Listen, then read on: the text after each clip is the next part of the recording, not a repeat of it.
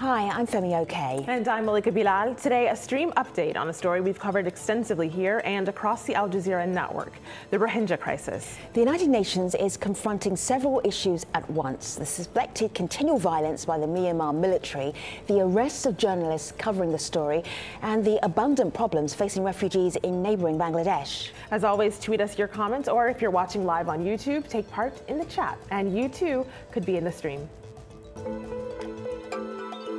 Hi, my name is Ben Rawlins. I'm the author of City of Thorns, about life in Dadaab refugee camp, and I'm in the stream. The UN is sounding the alarm about another potential crisis facing Myanmar's Rohingya refugees, the March monsoon season. Since August, around 670,000 Rohingya have fled their homes in Myanmar to Bangladesh in an effort to escape the violence against them. This month alone, more than 1,500 refugees have fled across the border and thousands more are expected. Now, the UN estimates 107,000 refugees are living in areas of Bangladesh prone to flooding or landslides.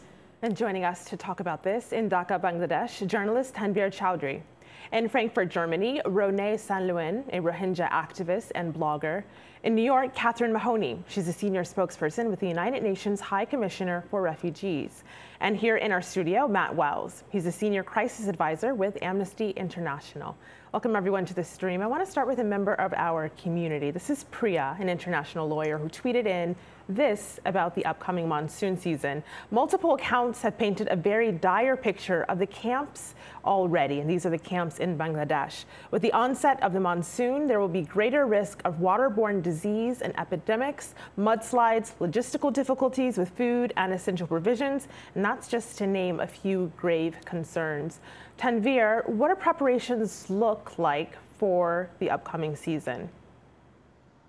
Well, the UN agencies are saying that up to 100,000 people are vulnerable under this condition. Now, we have Al Jazeera reported from Cox's Bazar around September and October last year when it was a monsoon season. And I myself have been in knee-deep water watching women with their babies in the muddy, sludgy water, in the rain with their kids exposed to weather 24 hours. Now, under the very poor condition, congested, about 500,000 refugees are living in an area between Kutupalong and Balukhali. That's just two of the areas. And the infrastructures are very poor during rainy seasons. A lot of people have to walk down to the camp to get their foods. The shelters are basic bamboo poles with tarpaulin made out of plastic.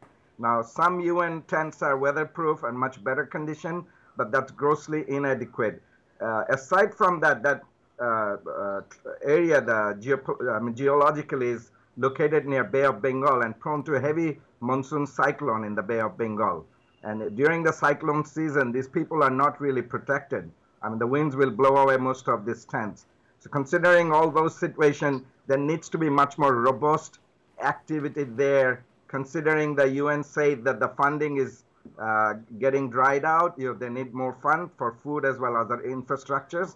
Donors are reluctant to give in more fund. So this is a very impending and multidimensional problem down the road. Catherine, monsoon season is coming. How are you preparing? How are the refugees getting ready? Yeah, I couldn't agree more. This truly is a race against time to prevent a crisis for people who have quite simply already suffered enough. Kutupalong is currently the world's largest refugee camp. So imagine people living in incredibly precarious situation. It's overcrowded. The risks for public health problems are rife. As you've mentioned, we do estimate that 100,000 people living in this camp are in areas that are prone to landslides and flooding. We're talking about a third of the settlement which could flood. So currently the government of Bangladesh is leading this massive humanitarian and emergency preparedness effort. We're in the process of working with the government and all of the humanitarian partners to move tens of thousands of people out of flood-prone areas. We're working to provide sandbags to prevent flooding. We're trying to negotiate access to new land to move people to places that are safer. We're also desperately concerned that the efforts that we've already put in place to provide humanitarian aid could also be swept away in this monsoon season. So really, this is a massive effort that's underway, and it has massive needs, and everybody is truly rallying together to make the situation better, but it is a huge problem. You know, there are members of our community who are linking the upcoming monsoon season with things that are even worse. This is Protect the Rohingya, that's their handle. They write in that their legal team took statements from over 60 Rohingya refugees in Bangladesh last December, asking them about their challenges. They talked about everything from access to education and labor to medical and food. They go on to say, though, the impending monsoon sounds far safer than impending repatriation to Myanmar, where the military can continue its campaign of starvation, rape, and mass murder against the Rohingya. And this is in the words of this person who tweeted in. But Matt, when we talk about impending repatriation, where are we with that program? I mean, I think talk of repatriation is really premature. Repatriation needs to be rooted in the principles of being safe and voluntary and dignified. And the reality is right now that the abuses being committed by the Myanmar military have yet to even stop. As we reported last week, they are in effect starving out the remaining Rohingya population in northern Rakhine State. They have blocked access so people can't go out to the rice fields in order to harvest rice. They have burned markets or blocked access to other markets. They have, along with vigilantes, they have looted Rohingya cattle, buffaloes, cows. Basically, all of the Rohingya wealth has been taken away, and it's been made impossible even to go out to harvest rice fields. And so the result has been now, growing food insecurity, and people consistently telling me in recent weeks when I was in Bangladesh that they are arriving now in Bangladesh because they have been driven to the point of starvation. And so at this time, and particularly in the aftermath of what was a horrific campaign of violence involving widespread killings, widespread sexual violence against Rohingya women and girls, and a targeted burning of Rohingya villages, we need to address these issues first and the culture of impunity that has allowed the Myanmar military to get away with this, as well as the underlying conditions that we say amount to apartheid in terms of the long-standing denial of the ability to move around freely, to access education, to access healthcare. This is a population that has been systematically persecuted and discriminated against for years. And those issues have to be addressed before we can talk about the ability to safely return people to northern Rakhine State.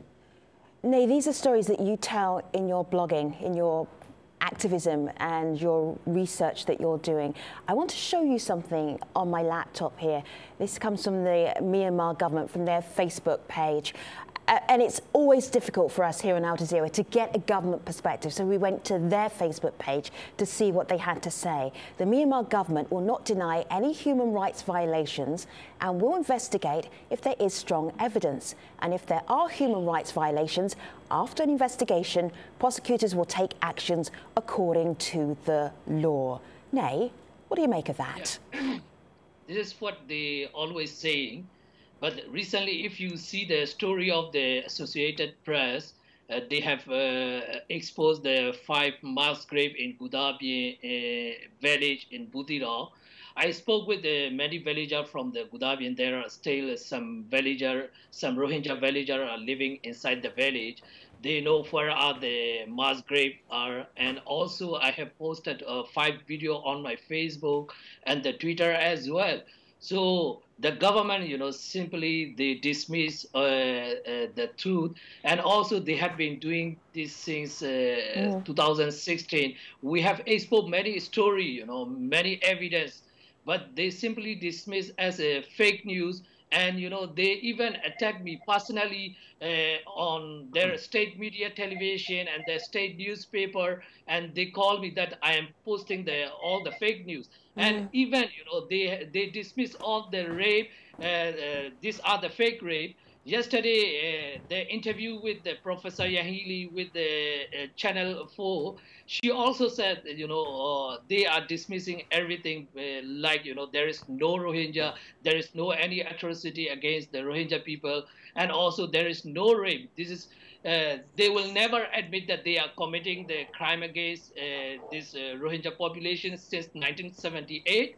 They will never admit that they are committing this genocide, since the past 40 years.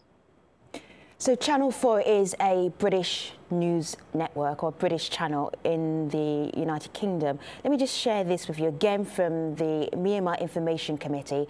The ground team went to the locations that were mentioned in the AP news story as where the bodies were buried and found out that it is not true. Nay, so that's what you were saying there again. You say something and they say, no, that didn't happen. Let me jump in. When the government official visiting the village, I was on the phone with the villager, you know.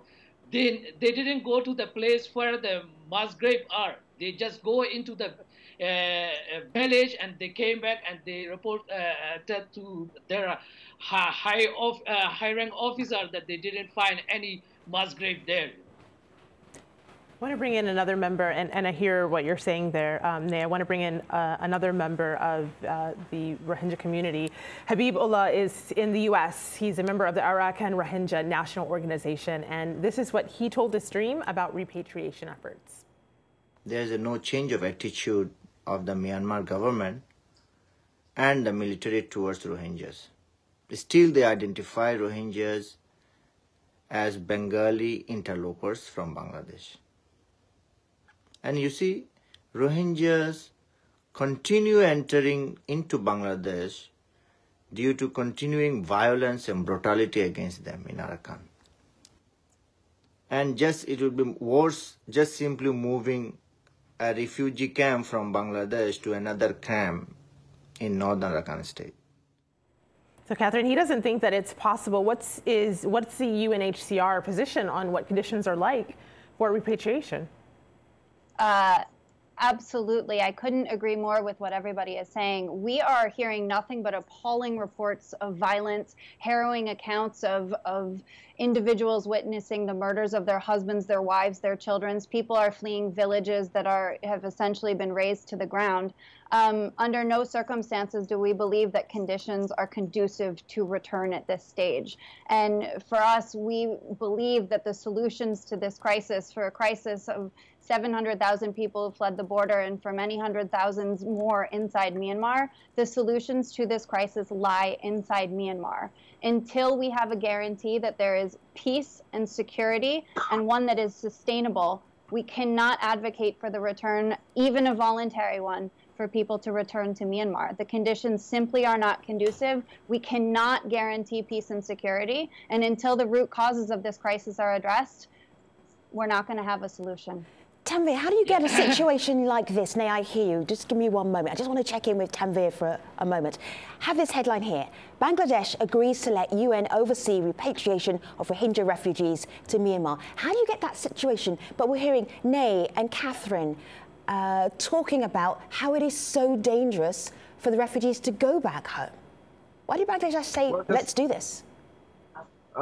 Just a few days ago, the Deputy Foreign Minister said that they have an agreement with the UN now to monitor this, and he couldn't go into detail exactly on what capacity, rather. Now, we know under the agreement, the Myanmar has never agreed for UN participation in the process. And what the other guests said is exactly true. We still have Rohingya refugees crossing into Bangladesh. Just on February 10th and the week before that, approximately over 200 people crossed into Bangladesh. And they've been narrating very similar stories, what the other refugees have said, that there's still atrocities been going.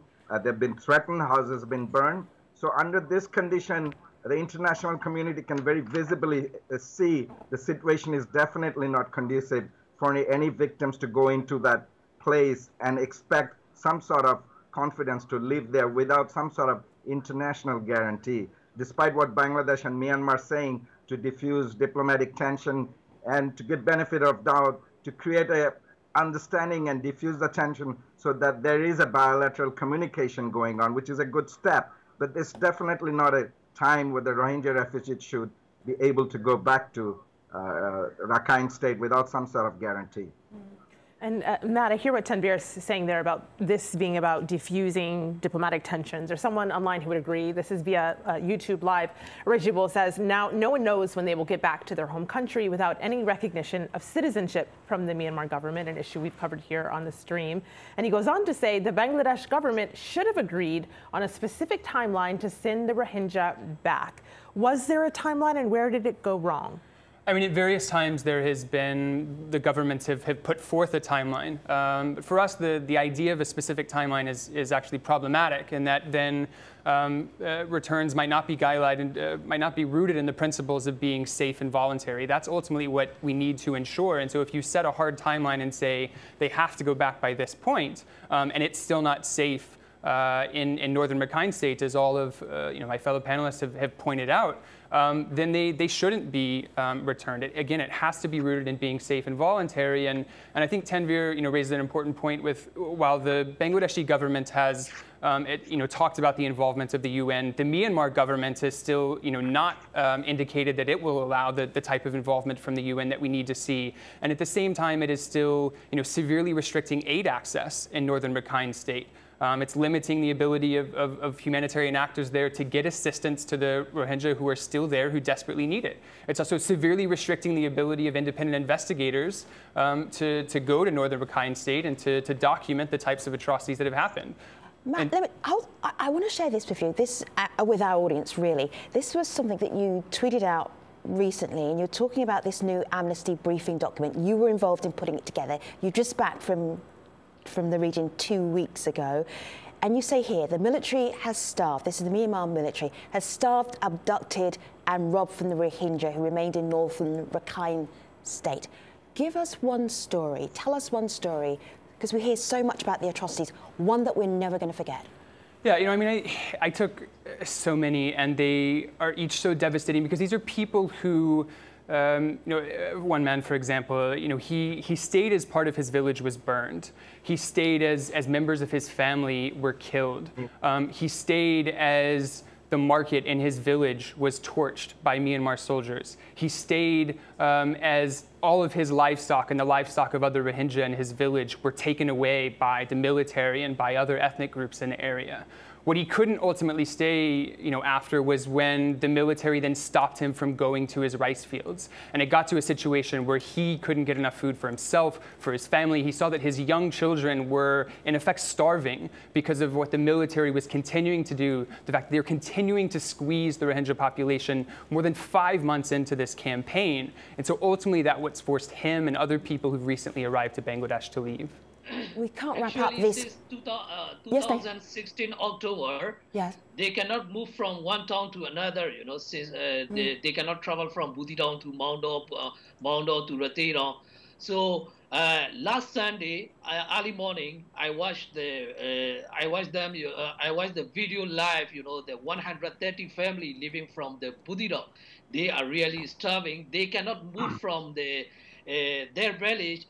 Their village is like, the prison cell, like since August, they cannot go out from their village. Before August, they can at least go out the village with the special permission from the authority, and they can get the food. But now they cannot get the food at all. Nay, we can't wrap up this conversation without talking about an explosive expose by Reuters about a massacre in a Rohingya village, because I was asking you, give us the example so we can connect the story. Now, that story that Reuters did landed two of the organisation's journalists in jail. Wah Lone and Chu Sa-u were investigating the killings of Rohingya Muslims in northern Rakhine State. Now, the journalists reported that 10 people, all of them men, had been shot and then hacked to death by a group that included their Buddhist neighbours and Myanmar soldiers. The Myanmar bureau chief of Reuters told the stream a little bit earlier today that the organisation stands behind the story and those two journalists. The story also highlights the importance of high-quality, in-depth reporting that's so badly needed in Myanmar as it goes through its democratic transition. Both Wah Lone and Cho Sa-u, apart from being fantastic reporters, are also great husbands, great sons, great friends, and we are in touch with them when they come out to the court for the almost weekly hearings, and we know that they very strongly supported the decision to publish the story. They were in the courtroom this week. They will be back in court next week as well, and we expect the judicial process to take some time, and that's why we we appreciate any expressions of interest and encouragement and support as the reporters spend their time behind bars. Joining us now from Yangon, Myanmar, we have Marat K. Thu. He's a senior reporter with Frontier Myanmar. Marat, would it be fair to say that you report and you do stories that are probably more sympathetic to the Myanmar administration, the Myanmar government? Yeah, right now the situation is all Myanmar journalists are worrying about the extreme nationalists who are coming to, next court trials of the writers, journalists, because most people trust on media going down, especially on international media and even on local media regarding on the Rohingya reporting. Most of the people are angry on the reporting about the Rakhine State because international media and the local media as well. Some media are very pro or military and the pro-government like that. After the Reuters story came up, most people who were not too nationalist became very angry and aggressive after the Reuters reporting. It's not only on Reuters reporters and the international media. It's all affects to all the Myanmar journalists as well. Yeah. Well, if trust in media is going down, this could be one reason. We got via video comment. This is a local newspaper editor in Yangon, and this is what he told the stream. We need to be extremely careful before we write anything, before we publish anything. We mostly follow the government statement, military information, and international organization. We wouldn't do that much about the voice of the Rohingya or Bengali. Because we can't go there by ourselves, plus the situation there is very, very complicated. So Matt, he talks about some of the challenges facing reporters like him. You, of course, couldn't actually go in to see the camps yourself. You were using satellite imagery, is that correct? Can you talk about some of those challenges? So we have had access throughout, of course, to the many people who are in Bangladesh, and so have frequently interviewed the many who have fled across into Bangladesh. And we've supported that with satellite imagery to see, again, the very targeted, systematic nature of the military's burning. You see in some of these villages that are mixed, that have a Rohingya and a non-Rohingya population, where within 5-10 meters apart, you have the entire Rohingya area completely burned to the ground, every last structure, and the non-Rohingya area is completely intact. And we've interviewed people from those villages who describe where they live and the non-Rohingya population lives. And it lines up, it corroborates in terms of who did this, the Myanmar military, and to whom, the Rohingya population in these villages. And so I think, our reporting, and when you look at what Reuters was able to do with this in-din report, it's incredibly thorough. And it's not just testimony from victims, from witnesses, but also from the perpetrators of this specific incident. And it lines up with what we've reported, with what Human Rights Watch has reported, with what journalists from the most respected media outlets in the world have reported again and again and again, that this has been a systematic campaign led by the Myanmar military against the Rohingya civilian population across northern Rakhine State. I have a headline here. It's from the New York Times. It says, "Will the Rohingya ever return home?" I'm just going to scoot down here. You gave us a very different perspective from inside Myanmar as to how they feel the world is reporting about you. Do you want the Rohingya, who are outside of Myanmar, do you want them to come back home? Yeah, exactly. But it's all will be going under the terms and conditions of the Myanmar government. Or regarding to the Bangladesh and Myanmar government already agreed. I agreed to come back. Yeah. Okay. All right, thank you to our guests for this update on a very complicated, long-running story. Thank you, Matt, Tanvir, Nay, Rat for joining us, and also Catherine as well. Of course, this story, we will continue to cover it at aljazeera.com, and you can find Malika and I online at #AJStream. Just checking in with Malika, how's this story going down online? I will end with this tweet from Andrew, who is from Reuters, and links to a petition that you can sign to help get those reporters released. Thanks for watching, everybody. Take care.